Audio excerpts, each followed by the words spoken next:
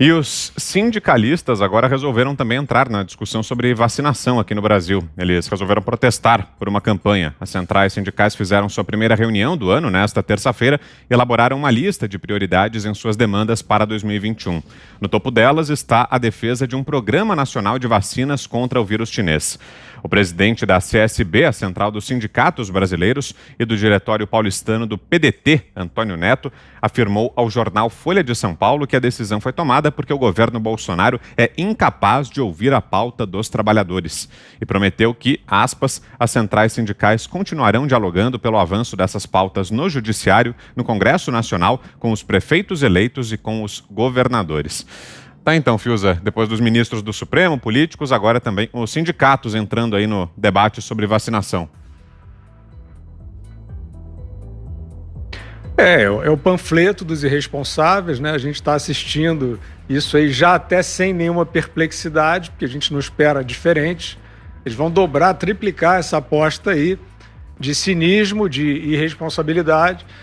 O sindicalismo, no mundo todo e no Brasil, a gente pode falar em particular, ele virou um paradoxo, né? Quer dizer, o sindicato que é para defender o trabalhador e o trabalho, hoje onera o trabalhador e o trabalho, né? Eles viraram feudos, viraram guetos de politicagem, né? De sobrevivência fisiológica. O Brasil tem feito, né, desde o governo Temer, reformas trabalhistas importantes, né, retirando aí uma parte do que estava em lei, né, dessa armadilha populista que é uma desgraça do trabalhador hoje em dia, não tem nada a ver com defesa do trabalhador, infelizmente.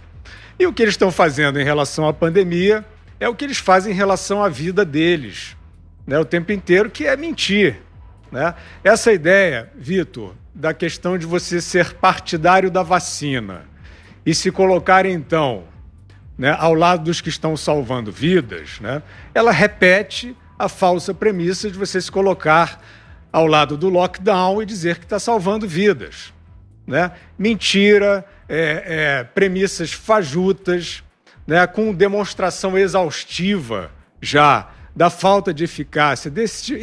Olha, o Fique em Casa é um slogan vazio. O Fique em Casa é uma caixa de veludo sem nada dentro, certo? E isso já deveria ter caído, né? Quer dizer, essa ideia, esse princípio já deveria ter se dissolvido, se desmoralizado no debate público. No entanto, não se desmoraliza. Por quê? Porque serve aos oportunistas, serve aos demagogos. Então, a mesma coisa agora se aplica em relação à vacina.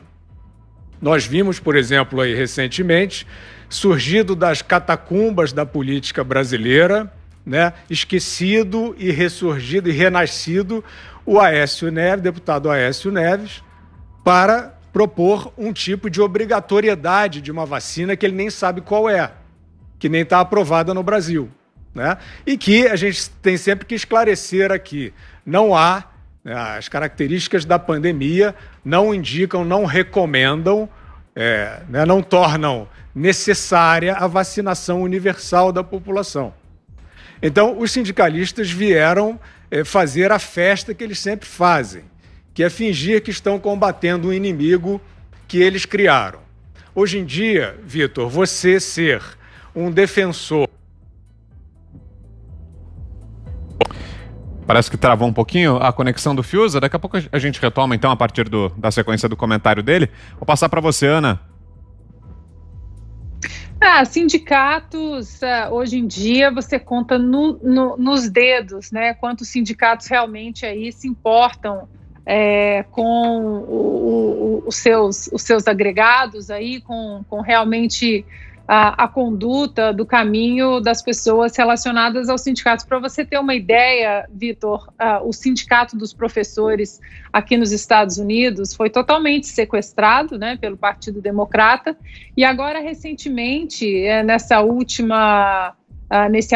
nesse último alívio aí do coronavírus que passou no Congresso de 900 bilhões de dólares de ajuda, Nessas idas e vindas, nessas negociações todas entre democratas e republicanos para esse alívio econômico do Congresso americano para os americanos, os democratas, através do Sindicato dos Professores, eles tinham ali uma série de reivindicações para a medida econômica chamada COVID-19 Bill, ou seja, especificamente para o coronavírus.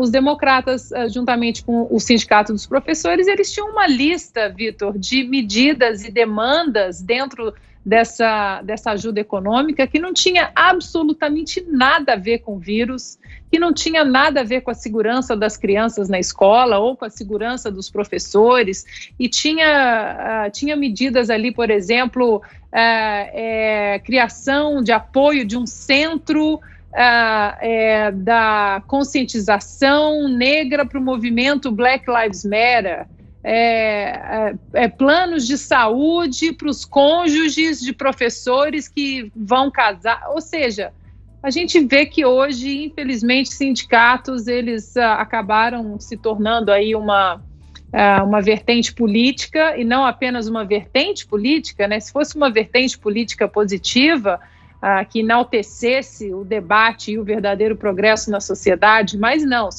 eles se tornaram, a grande maioria, vertentes políticas usadas apenas como armas políticas para projetos de poder político.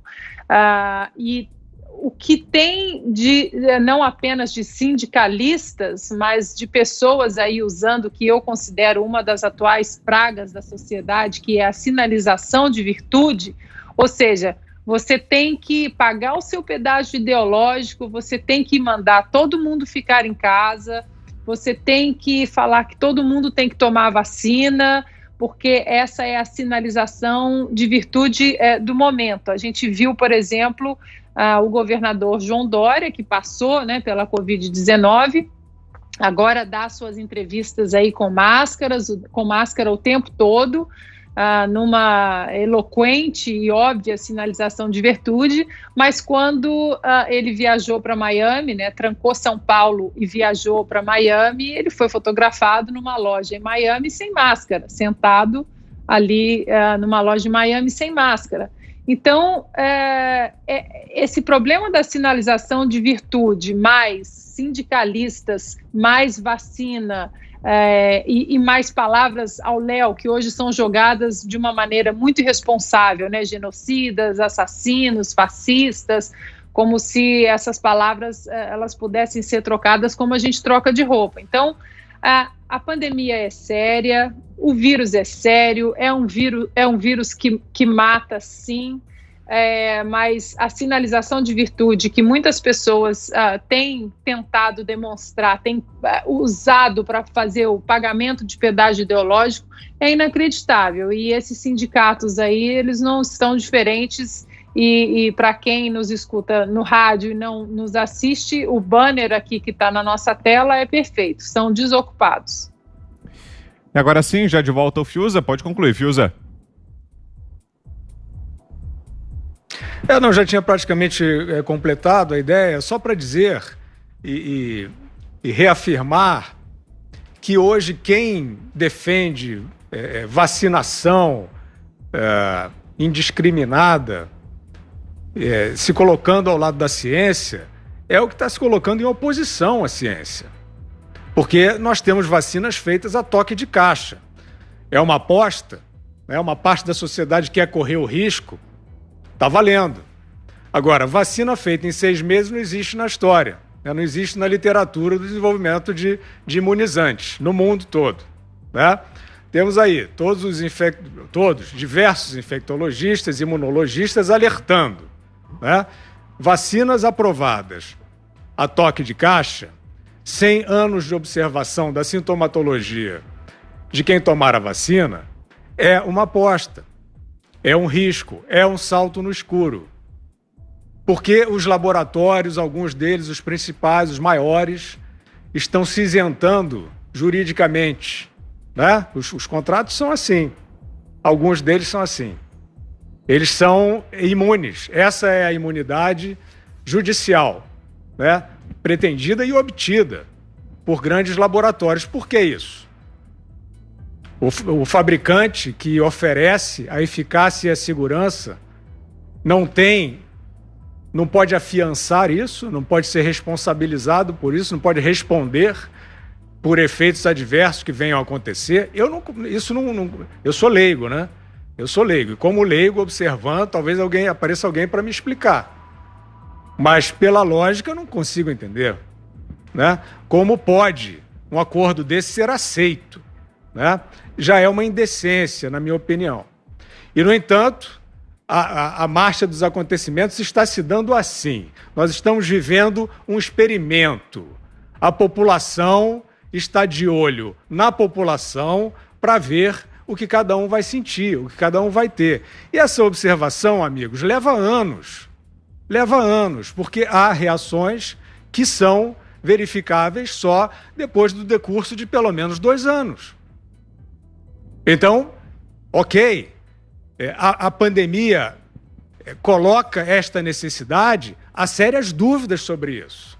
Sérias dúvidas sobre isso. O tratamento precoce também ainda é uma dúvida, também ainda é um experimento, mas com muito menos riscos, mais barato e, no entanto, praticamente interditado do debate.